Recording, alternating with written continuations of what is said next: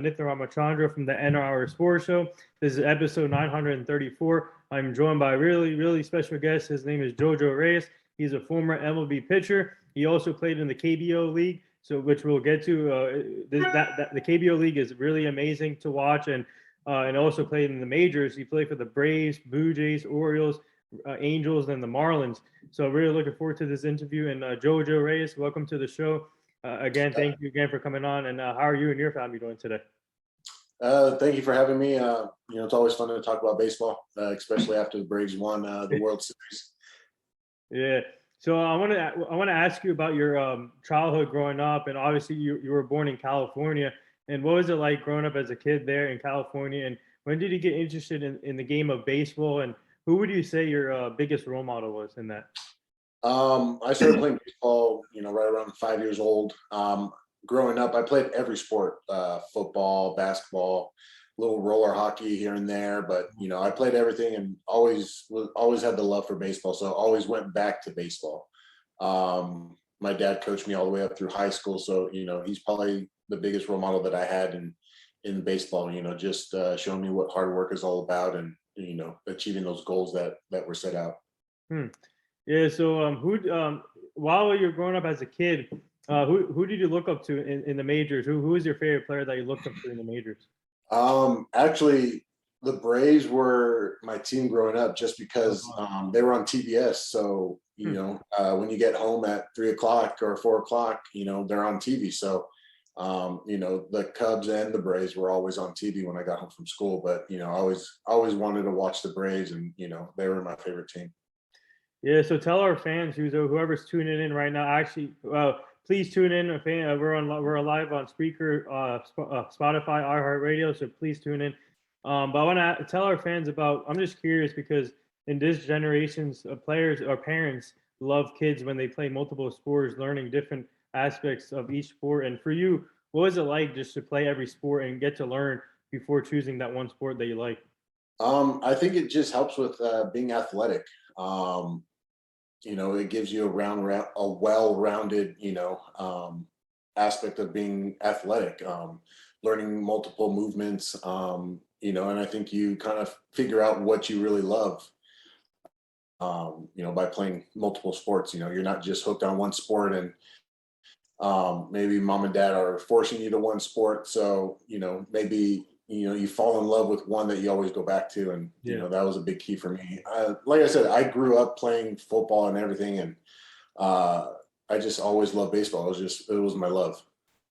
Yeah. So I want to ask you in baseball, before choosing pitcher, did you get to learn different positions like hitting or infield, outfielder? In high school, I played first base and pitcher. I got recruited to go to the University of Southern California to play first base and pitcher. So I always loved hitting and I always loved playing the field. I took I enjoyed being at first base and being in charge of the infield, and I love the digging the plays out. When the ground ball would come, or bad throws, making them, catching them. So I enjoyed playing first, and I also enjoyed hitting. Did you ever think to yourself, maybe you can be like a Shohei type of player? My son always says that. He's like, Dad, how come you weren't like Ohtani? I'm like, man, I go, just working on one position is hard enough. And I couldn't imagine, all the work that he puts in every day. Yeah. So, but for you, when did you make that transition to pitcher? I'm just curious. And how was it? How long did it take for yourself to adjust from being an infielder to a pitcher?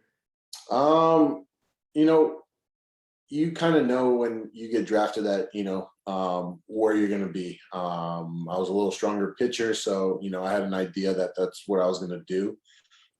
So I kind of mentally prepared myself, but, when you get out there and you kind of miss playing the field when you're used to it every day, but, it didn't, I knew what my job was, and, I transitioned pretty well. Yeah. So in high school, and obviously you got recruited to play college in California, and tell our fans, what was that like senior year of high school? That's an important year for high school players, obviously, when all the scholarships come in. So what were the things that you learned as a high school player that made you a better player to get into college? I had good people around me, good coaches, and I was able to get into tournaments that really exposed myself to the baseball community. I grew up loving USC, and there was actually a rumor going around that I was only going to USC, and I didn't want to go to any other college. So, so teams were reluctant to, send out scholarships because they thought I already, Wow. just USC and that's it. But I still have it downstairs, but I have a big old box full of all the letters I received from Wow. my freshman year of high school all the way through until I committed to USC. Wow. So how many offers? Speaking of the letters, how many letters did you get, and what made you choose USC? I have no idea how many letters I actually got. I want to say I got maybe 3 or 4 offers.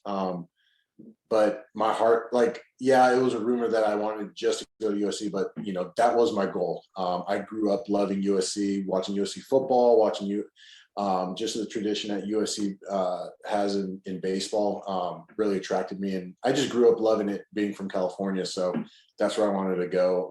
I still root for the Trojans now. It's hard to root for them right now for baseball and football. So hopefully they turn the corner and start winning again.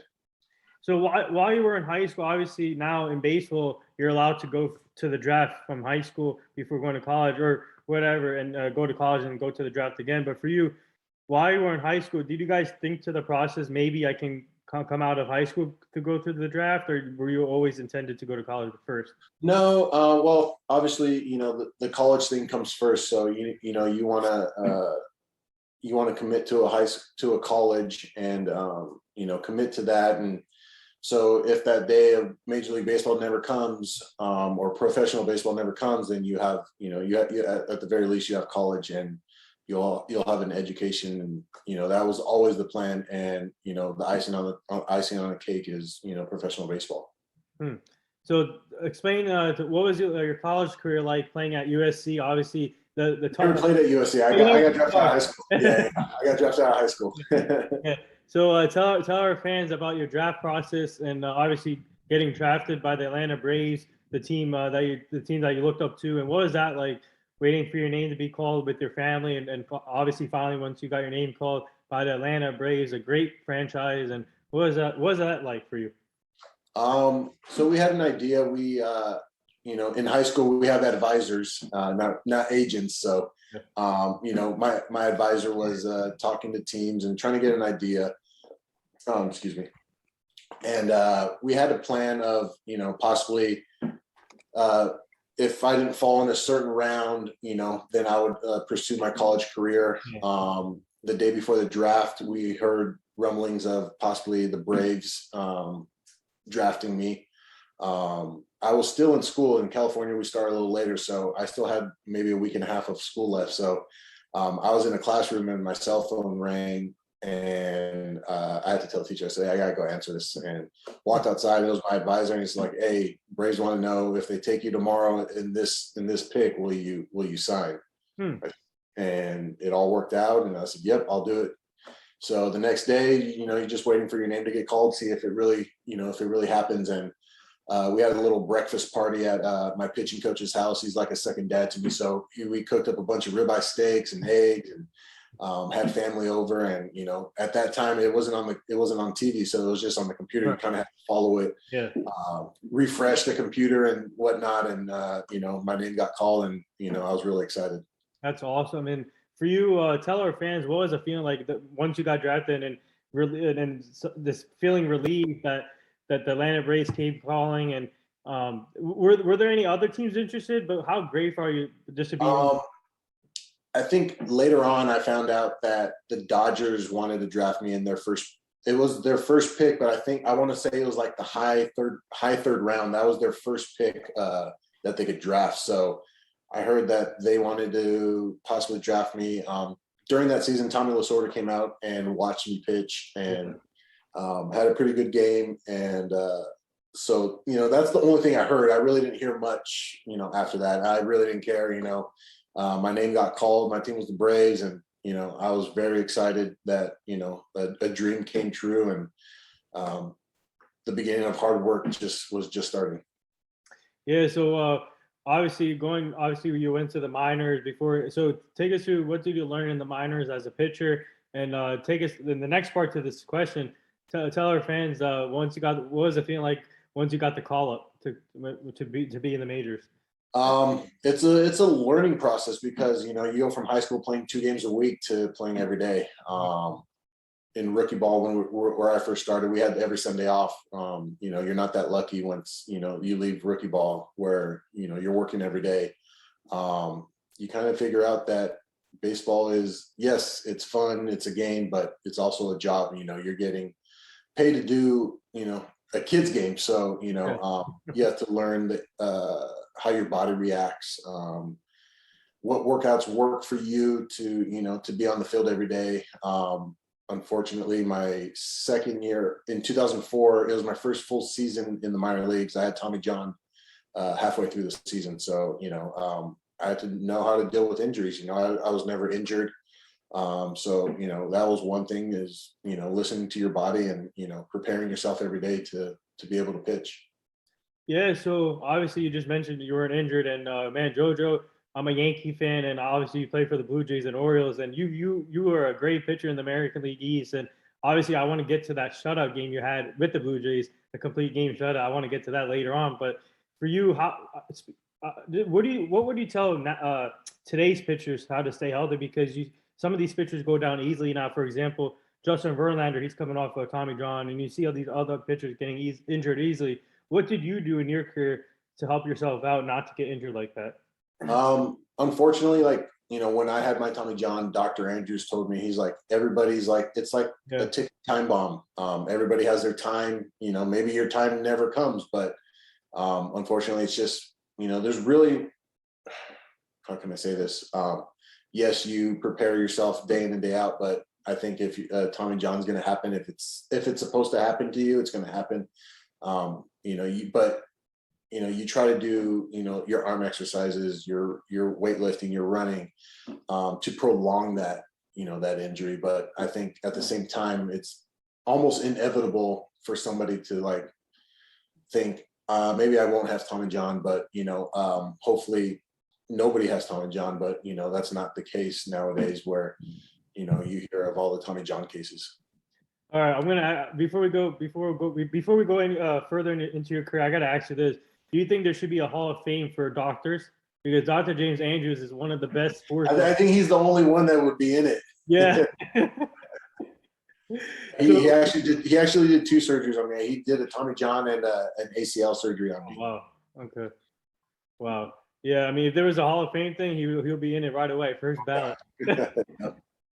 But yeah, so I want to ask you though, obviously getting called up in your rookie season, and you've seen players like John Smoltz. You got to play John Smoltz, Tim Hudson, Mark Redmond, Rafael Sariano. And if you want to go in the infield, we had Andrew Jones on the show also, a great center fielder, and you played with Mark Teixeira. So what was that like coming up as a rookie and seeing players like that? Actually, when I got called up, Smoltz got hurt, so I was taking his spot. Oh wow. Jared Saltalamacchia, which I was good friends with, we got drafted in the same draft. He told me, he's like, hey, I think you're getting called up. Smoltz just went down. So that whole night, the day before, I didn't sleep at all. There was no sleep. And then finally, I got the word that I was getting called up, and I slept like a baby that night. I had to fly from Richmond, Virginia to San Diego to meet up with the Atlanta Braves. It was a cool experience, my debut, because, being from California, I think I left around 50 tickets for family. So I had a lot of family there, and unfortunately I didn't have a good game, but, we all went out to dinner after, and everybody was treating like I won, the World Series. I'm like, hey guys, I had the worst game. Like, why you guys? But everybody was just excited, and, it was a moment that I'll never forget. I forgot. I left out Chipper Jones. You can never leave out Chipper Jones. You play with Chipper Jones, Escobar, Prado, Julio Franco, man. And also you got to play Octavio Dotel, a great pitcher. So for you as a pitcher, how luxury was it for you guys as a pitching staff, that knowing that you had a great catching crew, and then infield crew and outfield crew. How grateful were you when you had that in the it just makes you concentrate on pitching, knowing that, you have a good defense behind you and, guys that are going to, make plays for you. So it makes pitching that much easier. So for you, obviously, when John Smoltz, obviously you took over John Smoltz, but what did you learn from him while he was recovering from his injury, and just having him there, it's still in the club? Just his experience, we would watch film together, and he'll try to help me analyze a hitter, or what to look for. So he was good to have inside that clubhouse with me. Yeah. So obviously you guys had like 5 catchers on your team. So what was it like throwing the ball to Brian McCann and Jared Saltamalkia, and also Yeah. Corky Miller, Brian Pena, and then Clint Simmons?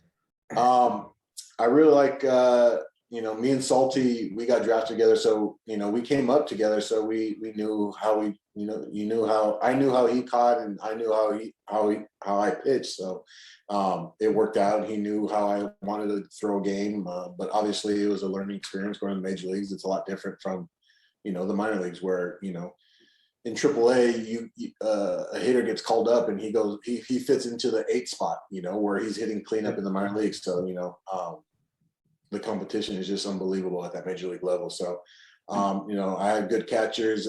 B-Mac was good. He had a big target, and I really liked him too. Yeah. Obviously he played for the Yankees too. And but for you, obviously there's an always you need a leader on the team, and also you need a jokester on the team. And what do you say Peter Mullen was a jokester on your team? Oh yeah, I met up with Peter yesterday. I actually do window sales now, like replacement windows for houses. So I went to his house and gave him a quote. But oh wow, we played golf last Monday, so he's always a good dude. Yeah. So but now so for you, what would you say your best experience was as Atlanta Brave? And the next part to this question, obviously you spent 3 years there. And correct me if I'm wrong. When did Freddie Freeman come in again? Before you left or after you left? I played with him my last year in 2010 in the minor leagues. I don't know if he reached the major leagues in 2010 or not, but he was in AAA before I got traded in 2010. Okay. All right.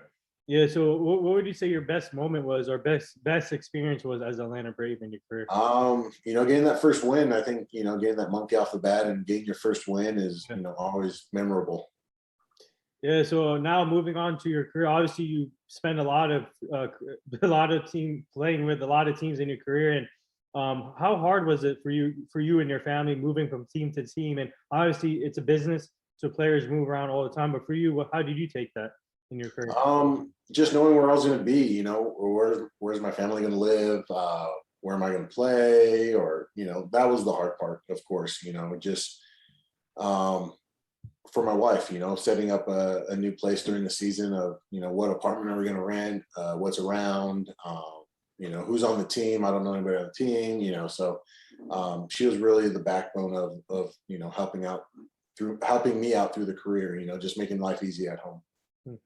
So now tell our fans, what was it like competing in the AL East with the Orioles and the Bluejays?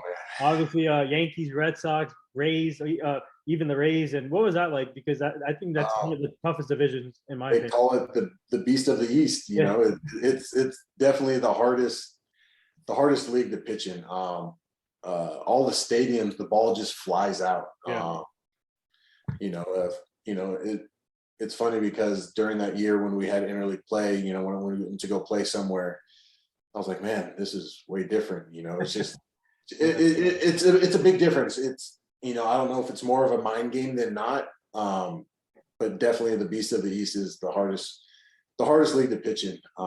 You got Red Sox where you got the short porch in left field.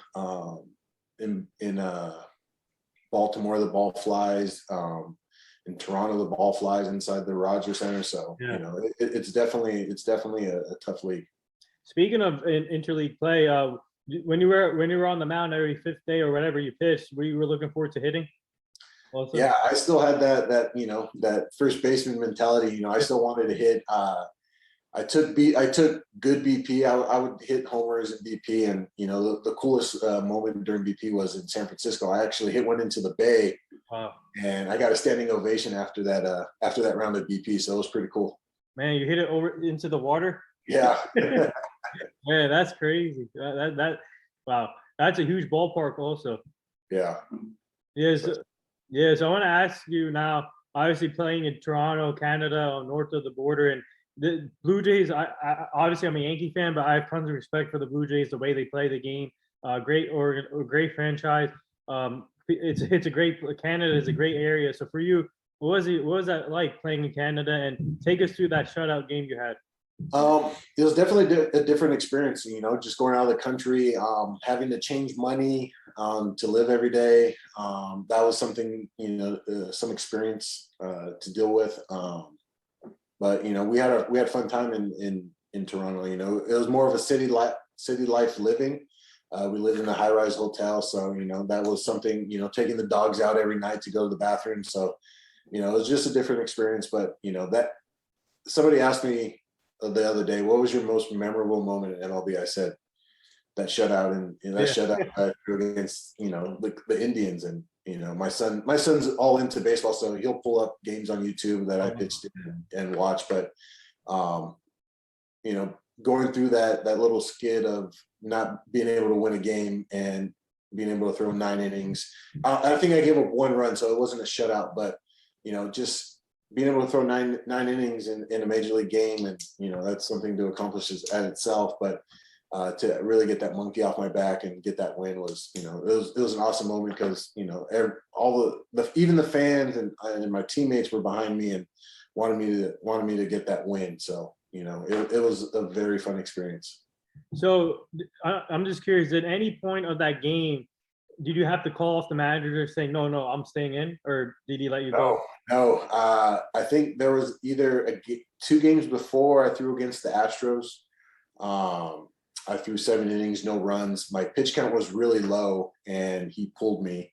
And I think he was trying to help me out. We had the lead, and unfortunately the bullpen gave it up. But I think at that point, he saw how I was pitching, and he said, this is your game. This is your game to win. So do it yourself. So out of the AL East, what was your favorite team to play against? Yankees, Red Sox, Rays, or Orioles? Out of them. I like to go outside of the East. No, MLB is tough. So, I think I really like going to Yankee Stadium. It was a cool experience. Fans are, just the atmosphere as a player, like Boston, they're always sold out. The Cubs are always sold out. So, it's fun going into those stadiums with that atmosphere. Yeah, so obviously, before we get to your KBO career, I want to ask you, obviously you spent time with the Marlins, and you got to play with the late Jose Fernandez, and obviously just devastating what happened to him. And for you, while you were there, and obviously you had some great teammates there, and Miami's another great place to play in. So for you, just take us through what was Jose Fernandez like as a teammate and on the field and off the field? I only met him a few times. I was only up with Miami for like a week, I think. I met him quite a bit during spring training. He was an outgoing guy. He loved the game, and he I think he was very how do I say this? Coming from Cuba, he really enjoyed being over here and enjoying baseball, and he didn't take it for granted. Yeah. So so out of all the cities you played in or pitched in, what was your favorite city to play in and or pitch in, or what got you going? It's funny. Angel Stadium. I really loved going to Angel Stadium. I don't know what it was. I don't know if it felt like I was home. I pitched well there, and it just felt like it was home. So I think I really felt comfortable there, and that's where I loved pitching the most. What was it like playing with Mike Trout? He's like, even with the Angels, I was only there for 2 weeks, but he was outgoing. He's not, he wasn't full of himself or, hey, I'm Mike Trout, don't talk to me kind of thing. He was really outgoing, respected everybody. he was just a fun guy to be with. Him and Pujols, would Yeah. shoot, after they drank a water bottle, they would shoot baskets with it and see who could make it. So he was just really outgoing and down to earth.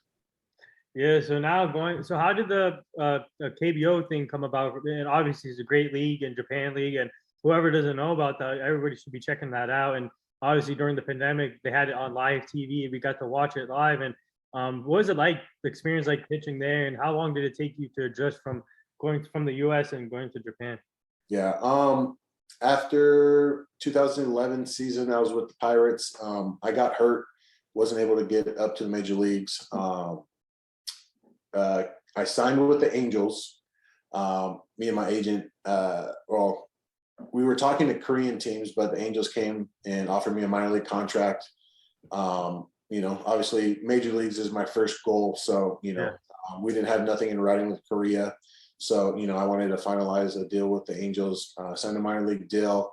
A few weeks later, the SK Wyverns came out, offered me a contract I couldn't pass up. So we had an out clause in the contract with the Angels, and SK bought out my contract, and I ended up signing with Korea.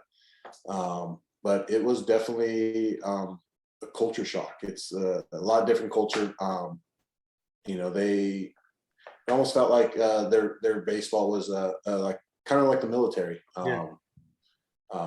military style, where they think they bought into the notion that the more, how should I say this, the quantity over quality. Where here in the U.S., get good quality of practice in, and shut it down. So that was something to get used to. Just the culture itself was a big shocker. Wow. I gotta correct myself, not Japan, Korea, sorry. But yeah, so when you sign in Korean, obviously there's a language barrier for some players. So for you, how long did it take for you to learn some of the language there? And were you able to communicate, or do you have a translator? No, it was. I learned a couple words here and there. I had a good translator that helped us out. He would go everywhere with us. Try to help us any way he can. He would talk to my wife on the phone, and if she had to go to the grocery store, she would call him and pass the phone to the taxi driver so he could tell her where to go or tell them where to go. So, without that translator, it would have been really, really tough. I would have had no idea what was going on. So, but yeah, he helped out a lot. Did your family come with you there, or did they stay in the US while you were? No, they came. So it was just my wife, my daughter, and my middle son that came out. My second year I was there, my wife was pregnant with our youngest boy. So, so yeah, they all came out, they had the experience. So, it was a fun experience. It was something that, that not everybody gets to do. So I was glad to experience it. Oh, yeah. So this is a two-part question. And what do you like about the talent now in Korea and or Japan, wherever? What do you like about, because a lot of former MLB players go there now. Like, for example, we had Dan Straley on the show. He pitches in the league there. So for you, what do you like about the talent there, and what would you say your best moment or best experience in that league? I think it helps guys that didn't get a good chance here in the major leagues to kind of showcase what they could do. And something like Eric Thames, he got a second chance over here and made some good money off of it. So, it really helps the older guys. I would say the older guys, because, they had their chance, and, unfortunately the team, didn't think that they were part of the picture. So, they go out to Korea or Japan and are able to make a name for themselves and, are given a second chance over here. My best experience in Korea was I was able to pitch opening day. Oh, wow. My first year I pitched opening day, and I took, I think, a no-hitter into the 6th inning. I think a perfect game into the 5th inning, and a no-hitter into the 6th or 7th. So it was pretty cool. That's awesome. Yeah. So now looking back at your career, to sum it up, and how grateful are you to be in this position? Obviously, to play the game that you loved, and getting drafted by your favorite team, the Braves, and having a great career. And how grateful are you to be in this position right now? Oh, totally grateful. It's an experience that not a lot of people get to go through. Even you're not, even when you get drafted, you're not guaranteed an MLB spot. So to be able to accomplish what I did, even though it's very, very small accomplishments that that a lot of people don't realize that are bigger to me. I'm just so grateful for the opportunity. Now, my son's really into baseball, so I like to give as much experience to him as I can, teach him the right way to do things, and he loves it. So I'm glad to see that he loves it, and I could help him out in any way I can. All right, so tell our fans, what's the scouting report on your son as a player?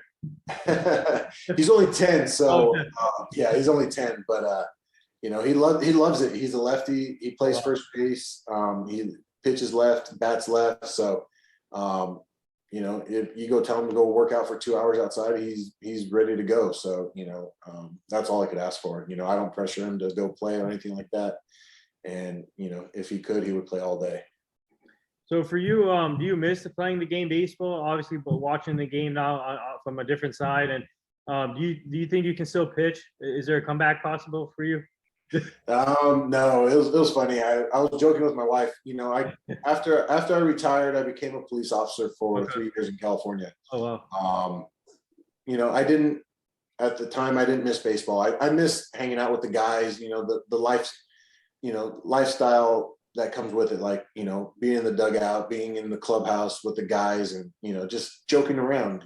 Just that part of it I missed. I didn't miss playing the stress that baseball brings, and the last couple of years of my career, I didn't get to see my family much during the season. So I think those moments, I didn't miss, because after baseball, I was with my family. I got to see my son play baseball, see my daughter swim, just see my family grow up. So at the time, I didn't miss it. I moved to Georgia like 6 months ago. Oh wow. Okay. And I don't know, I don't know if it was just being back here, or I took my boys to watch the Braves, and I was just like, man, I kind of miss it now. So it kind of sparked something in me of missing baseball. So yeah, I do miss now. I miss it. No comeback. I joked with my wife. I'm like, hey, I didn't get injured when I retired. So what if I try again? But no, I don't. Yes, I miss playing, but I'm enjoying my family time right now and watching my kids do what they want to do. So I enjoy that part of it. Yeah. So what was that like? Tell our friends about the process of being a police officer, and what was that like what was it like serving the law enforcement for you? It was nice to give back. I was a police officer in my city that I grew up in Riverside, California. So it was cool to give back and help out the community in any way I could. It was a fun experience, crazy experience, but I was glad that I got to experience that. Not a lot of people could say they were a baseball player and a cop. So, Yeah, that's so I now here in Georgia, I'm in sales now, but yeah, it was a great life experience that I got to do, and being a cop. Yeah. So did the first day you were on the job, did they recognize you as a baseball player before? Nobody recognized me as when I went to a call. Nobody recognized me, thankfully. But like going through the police academy, they all the tech staff knew I was a baseball player. So they would give me some hard times. When we're getting our butts beat on the grinder, and having to do push-ups. Oh my God. Stuff like that. But it comes with the territory. Wow. Yeah. So now watching the game now as a fan, and looking, what do you like about today's baseball? And obviously the rule changes, man on second during extra innings. Do you like that stuff? The new it makes the players go home a little earlier than 2 o'clock in the morning. I think it's pretty crazy how baseball players how much they are prepared for the game nowadays. They have so much video and analytics and stuff to go on. When I was leaving baseball, analytics started coming in, and there's a big surrounding of the analytics, and I like the analytics to a point. I think it helps a player, but it's not the whole game of baseball. There's some things that, of course, I don't care for, but I really think analytics helps a player, but it's not the all be all of baseball. Yeah. So obviously I want to ask you about this off season, but for you down the line or in the future, if you decide that you want to come back, not as a player, but would you consider being like a pitching coach or in the majors? Yeah. I contacted the Braves, and I wanted to volunteer this offseason. So if anybody, I only live 4 minutes from the stadium. So, if anybody needed somebody to throw BP to them or needed somebody to play catch with, that, I would like to volunteer, just get my foot in the door. I'm not looking for it to lead anywhere, but if it does, it does. But I think just to be back in the building would be pretty cool. Yeah. So speaking of these Braves, I want to talk about them because they struggled they had a lot of ups and downs in the season, and they were struggling in the beginning, and no one believed in them, and no one gave them a chance, but they kept working hard, fighting, and then winning the NL East for the four straight years. And for you, what was it like seeing that team going through the ups and downs, and as a former Brave? It was pretty cool to see them, fight through adversity and end up winning the World Series. Everybody was counting them out at the All-Star break, and to do what they did was an amazing test. Yeah. So did you guys get to go to the games, the playoff games this year? Yeah, me and my boys went to Game 2 of the NLCS against the Dodgers when they faced Scherzer. Yeah. And then we went to Game 4 of the World Series. Well, so now I want to ask you about the off season. Sorry, what were you gonna say? I was just saying, my sons had an amazing time at the playoff games, and I was glad to take them because not everybody gets to experience a NLCS or a World Series game, so it was pretty cool taking them and watching them cheer and whatnot. My son's a Yankees fan, so I have no idea where that came from. But it was cool watching him wear his Brave stuff and cheering, and he was into the game, so it was pretty cool to watch. So yeah, what do you like about the atmosphere there in the SunTrust Field? The amazing ballpark. It is one of the coolest experiences I've been to, especially when they do the chop. Yeah. They shut off half the lights, pitchers running in, and everybody has their cell phones out doing the chop. So it's a pretty cool experience.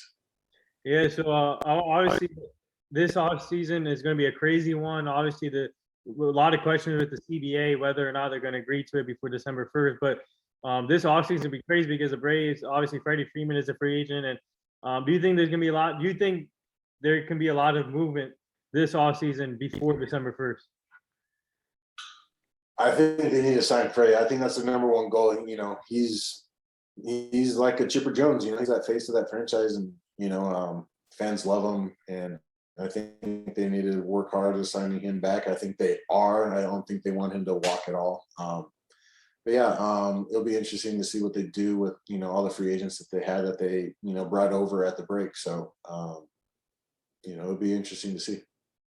Yeah. So obviously, before we get to the last two things, I'm gonna name you. We're gonna play a game here. Obviously, since it's free agency, I'm gonna name you a couple of players, and just tell us where do you think they're gonna go. So the first one is Carlos Correa. Carlos Correa, Yankees. Oh, nice. Yes, thank you. Corey Seager. I'm gonna say Dodgers. Ooh, okay. Justin Verlander. Tigers. Oh, wow. A reunion, huh? Yeah, a reunion. Wow. Matt Olson. I saw that he was just talking to somebody. Who was that? Was that with the Yankees? Yeah. He has to, in order for someone to get, I mean, they have to trade for him. So Yeah. I saw that the Yankees. yeah. It's hard to say who's in trading for him, but the last thing I saw was the Yankees. So Anthony Rizzo. it's a hard one. Dodgers need a first baseman. Who else? Yankees. Too. Yankees need a first baseman, but Foles comes when he play first. Yeah. He might be a cheaper buy than Rizzo. So there's quite a few teams that need a first baseman. Angels need a first baseman. So we'll see. Max Scherzer. I think he's to stay with the Dodgers. Dodgers. Oh my God. Yeah. I think the Dodgers are all in. I think they want that next ring. So they have the funds to be able to do that. So we'll see. All right, I'm gonna ask. All right, since you were a former Blue Jay, I'm gonna ask you, Marcus Semien. He's also connected to the Yankees, isn't he? Yeah, everybody's connected to the Yankees. Yeah, everybody's connected until they're not, right? I don't know. Honestly, if you would ask my son, he would know all this. So he does like this little.